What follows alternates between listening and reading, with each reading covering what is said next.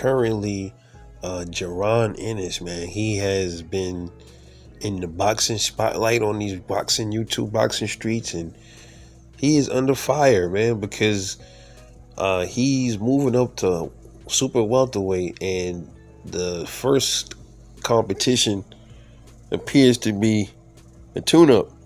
Usima Lima. I'm probably pronouncing his first name wrong, but nobody's really heard of this dude. He is 100. He's the IBO champion. He's from Angola, and he's been fighting at different weight classes. He's fought at 160 a few times. He fought at 154, and he's fought at like welterweight too.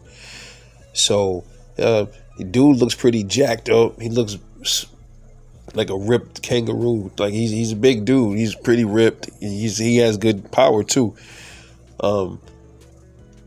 I'm about to like go watch some of his fights. I haven't seen him in the ring. I'm about to go analyze, and once I analyze, I'll see. I'll make a prediction for this fight. I'm gonna go check him out. But Boots is moving up. He's moved up to super welterweight. He was knocking everything down, sparking people at welterweight. Many people say he was a weight bully. He was too big for the weight class. He should have moved up a long time ago.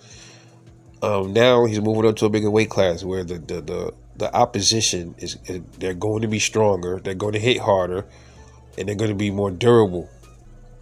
The question is, can Jaron Ennis, will his power and speed carry up to this weight class? When Teofimo Lopez, take him for example, he moved up to 140. He had power at 135. He was a knockout dude down there.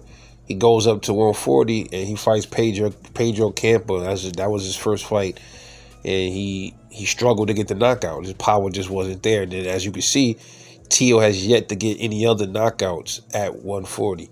While he was fast and he had power at 135, 140, not so much. Terrence Crawford, he moves up to 154, faces Israel Mandramov. Terrence Crawford knocked everybody out at welterweight. Had good speed too, and so he gets up to 154.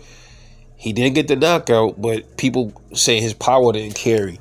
In that case, I think his power did carry. It's just that Madrimov is just a tough motherfucker. He's tough.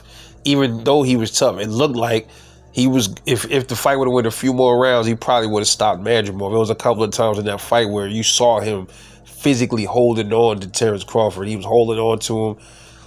His face showed a lot too after the fight. You saw it. You saw how chopped up his face was. Now, we're about to see what Boots is. We've seen this with other fighters moving up. We've seen it with David Benavidez. His power didn't look like it carried. David Morrell, his power didn't carry. Now we get to see Jaron Ennis if his power and speed carries up. Like I said, these dudes hit much harder up there. And we get to see if his durability holds up too. A lot of people question Jaron. I've seen people questioning his chin. I've never seen Jaron Ennis physically really wobbled or hurt or anything like that. And that could be because a lot of those dudes down there were smaller than him. So maybe this is going to be his division where we get to see, where he's more closer to his natural weight. We really get to see how he takes a punch, how he delivers his punch. Can people take his punch? How his power resonates? How his stamina holds up too. So we get to see all of that. So, we'll see. I'm very, very interested to see, even against this dude right here that's been fighting at this weight already. So this should be interesting. The potential for something to go wrong in this what they will call tune-up fight is there. And I don't care what nobody say. It's there, bro. I know how many times have we seen when fighters, like, we don't know these dudes, they come out of nowhere and then they end up beating this dude or knocking him out or just looking damn good, right? That could happen.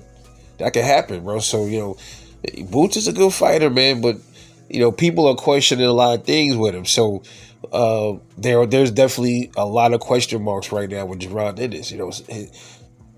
Is he ready for the top tier dudes? Does he has the heart to fight the top level dudes? Will Eddie Hearn protect him at this division or moving forward? There's a lot of questions. We as boxing fans, if we in denial of that, man, I mean, then are you really a fan of the sport, or you just a fan of a fighter? I keep saying this all the time. You gotta question everything, bro. You gotta question everything. If stuff start looking a little shaky to you with anything in the sport or in life, period, you gotta question it. You can't be blinded just because you like somebody. You gotta always, like, if you date a woman or something, you gotta question shit. Like, okay, what if this go wrong, or what if I spend too much money on her, she trying to violate me and then just use me for as a sugar daddy, or what if you gotta have that in your mind. It's called critical thinking skills. You gotta have them. So same applies here. All right, so we'll find out. We'll find out. That's why I said this is an interesting move. We'll see October. God willing, we'll get to see if Jaron Boots in his speed and power have him dominate in 154. Let me know what you think. It's Rebel Life Boxing, man. I'll catch y'all in the next one. And I'm off this.